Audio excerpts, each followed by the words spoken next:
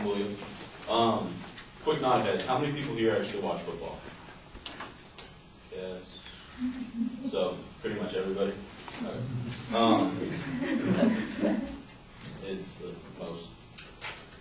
most widely watched sport. So, well, I'm here to talk about the NFL rules. A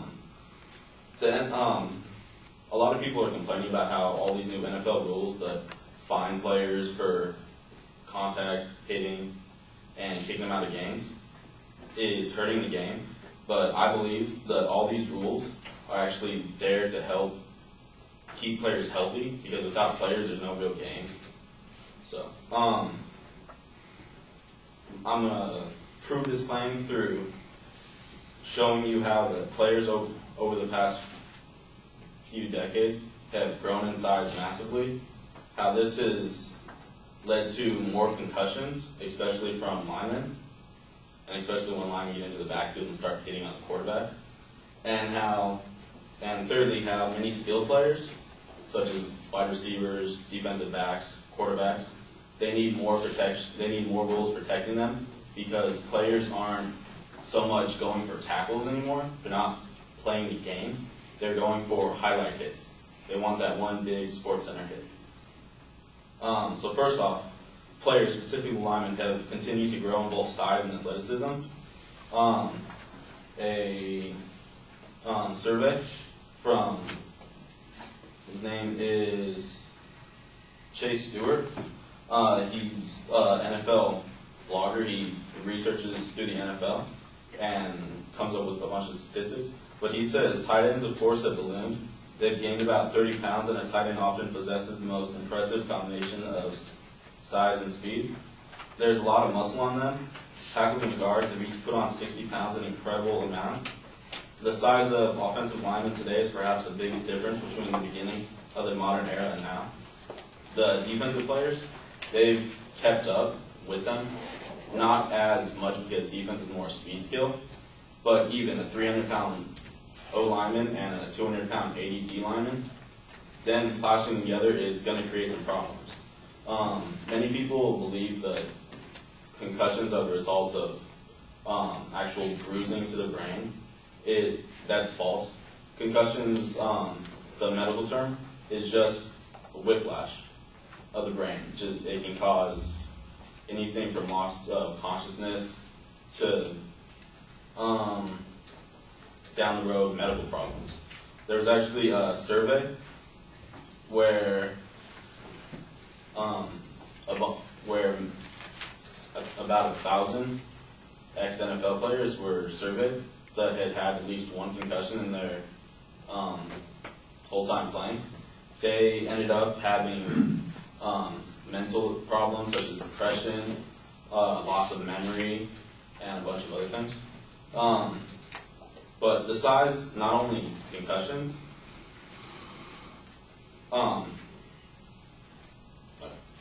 concussions are only one of the things that causes players to get hurt. Also, just a huge guy running at you and hitting you hurts like hell. I'll speak from experience. I used to play football.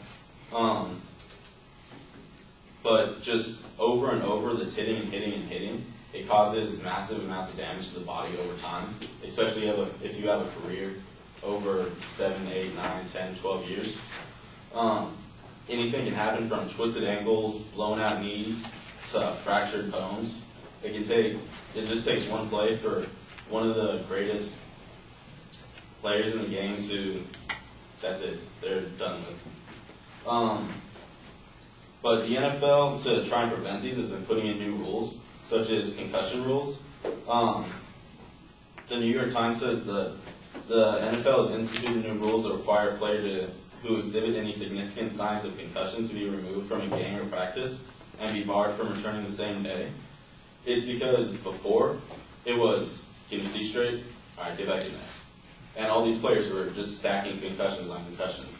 My one friend had actually got 4 concussions in the game and was out for the next 3 weeks. He was cuckoo. But, so the NFL is trying to crack down on all these concussions because it's taking its toll on players. They develop mental issues, like I said before.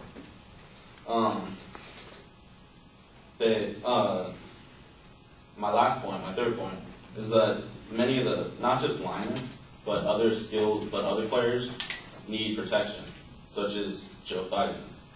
One of the greatest quarterbacks in the game got his leg reversed. And that was the end of the season. There's new rules now, such as linemen can't go for below the knees on quarterbacks. You can't ragdoll them. You can't throw them around. They're kind of off limits because they are what is considered to be the professional athlete as well. But it's not just quarterbacks who need this extra protections. It's also offense, such as offensive receivers, running around, catching the ball, and getting hit by defensive linemen when blindsided, helmet-to-helmet contact is not allowed anymore because of the massive damage that it inflicts.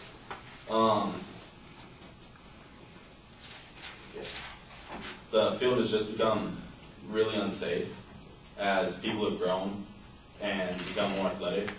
So, in conclusion, the continual implementation of rules in the NFL is necessary for player safety. As the players grow larger, they hit with more force, causing more damage and injuring each other. Concussions have become a regular incident, as well as many other bodily injuries. Yeah, that's it.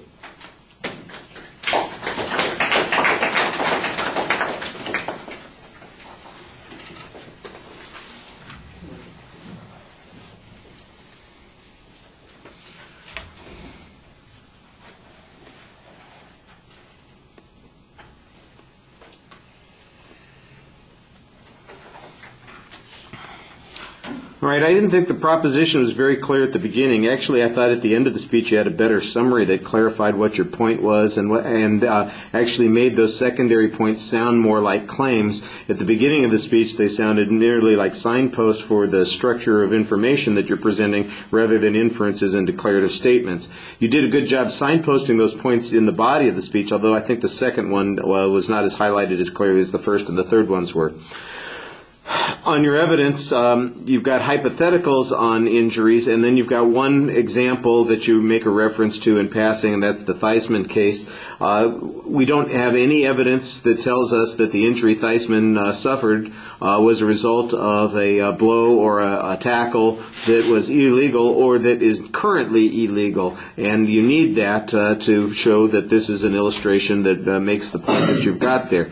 I thought there was some interesting statistical information on the size of the linemen. It was a little unclear to me, though, if the linemen are the ones who are so big, they're not the ones who are imposing the injuries. They're the ones who are actually defending a quarterback against the injuries. So that's not where those injuries are coming from. The linemen are also not tackling the receivers, so that's not where those injuries are coming from. So it's a little strange to me that you mention the size of the linemen and then don't connect it to the injuries that you claim are happening, and I think that needs to be clarified. Are they getting injured because they're large, or are they injuring people because they're large? That's the information that you need to have. Pacing's a little bit inconsistent on this. Okay, thank you.